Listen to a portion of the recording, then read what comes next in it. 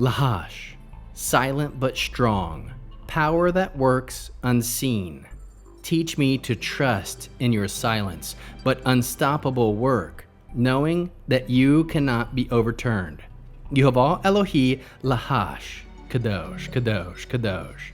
Please fill me and lead me, and cover me and stir me, and speak through me with your Ruach HaKodesh, that I may speak your written words with boldness and humility to those who listen.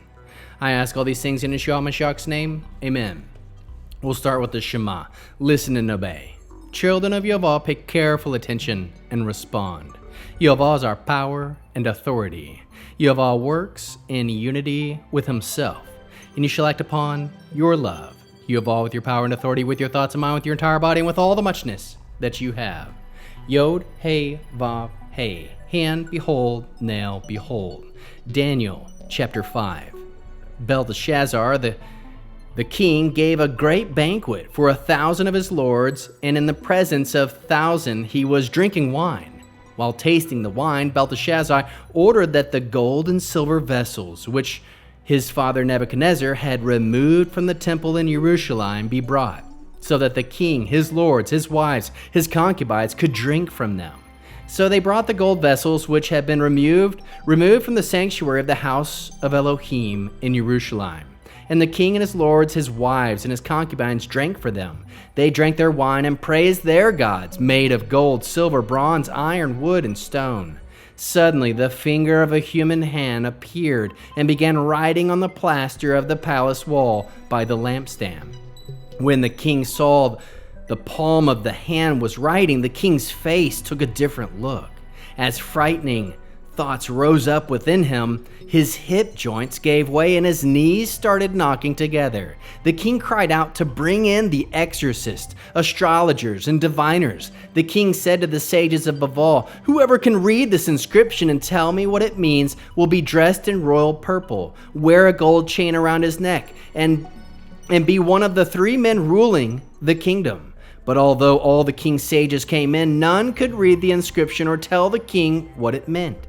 Then King Belteshazzar became terrified. His face turned pale, and his lords were thrown into confusion. At this point, the queen mother, because of what the king and his lords were saying, entered the banquet hall. The queen mother said, "May the king live forever. Don't be scared by your thoughts or let your face be so pale. There is a man in your kingdom in whom is the spirit of the holy gods. In the days of your father, he was found to have discernment, and wisdom, like the wisdom of the gods.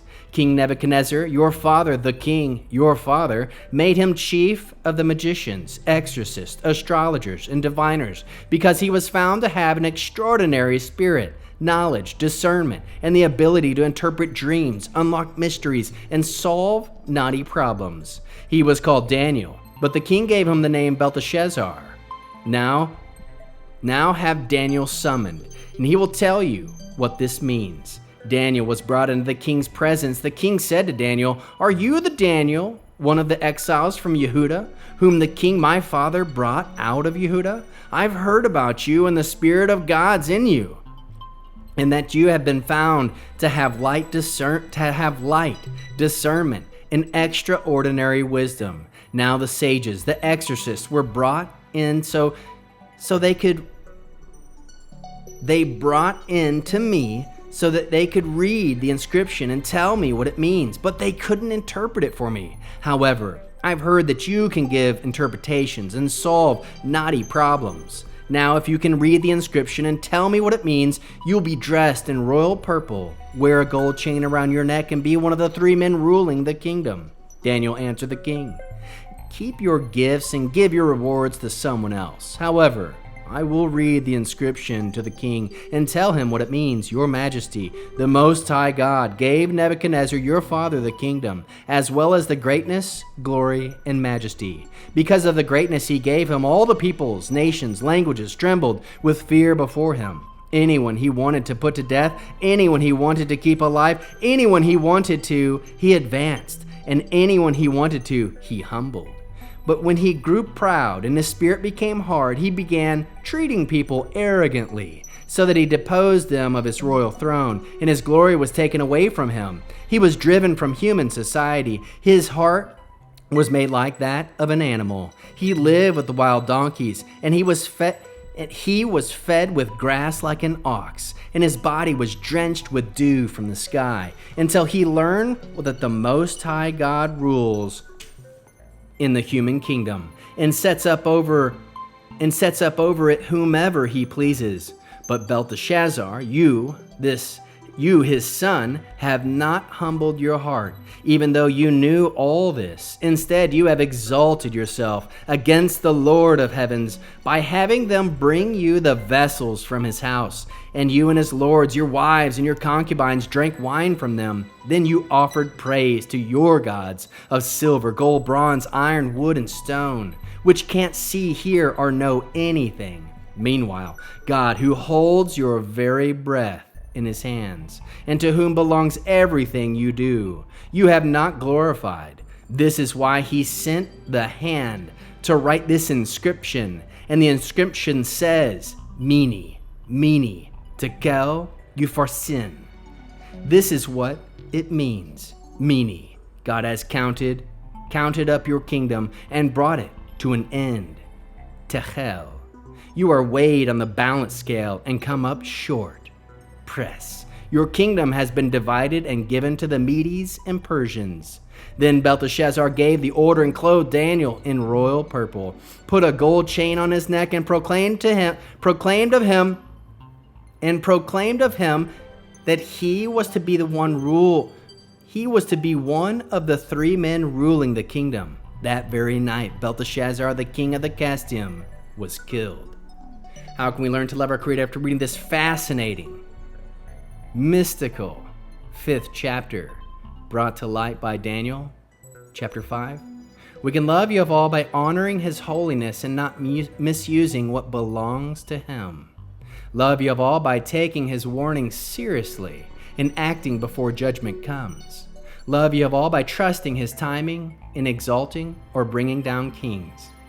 How can we love our neighbors as Yeshua loves us? By speaking truth in love when someone is walking toward destruction, even if it's uncomfortable. How can we bear one another's burdens? Interceding in prayer for those who are blind to the seriousness of their spiritual condition. What are the top 3 fruits of the Spirit found? 1. Faithfulness, standing firm in the truth despite the king's pride. 2. Self-control, not compromising under pressure from powerful people. 3. Gentleness, delivering a hard message without arrogance. What is the Hebrew word that encapsulates this chapter? Mene, Mene, Tekel, Upharsin, meaning numbered, weighed, divided. The divine verdict of human pride and rebellion. Insight. These words written by the hand of God on the wall declare that Yehovah's judgment is final, precise, and cannot be escaped. Mitzvah response, Torah-based, command. Do not profane what is holy, set apart. Leviticus 22 verse 2. A declaration could be like this: I will honor what belongs to Yehovah and never use it for selfish or worldly purposes. Hebrew declaration. Anachi echa lafni melech ha-melechim. I bow before the King of Kings. We'll end this Friday night Shabbat with the Aaronic blessing using the name. Yehovah will kneel before you presenting gifts, and he will guard you with a hedge of protection. Yehovah will illuminate the wholeness of his being towards you, bringing order, and he'll provide you with love, sustenance, and friendship. Yehovah lift up the wholeness of his being and look upon you, set in place all you need to be whole and complete. Shabbat shalom, shalom, shalom.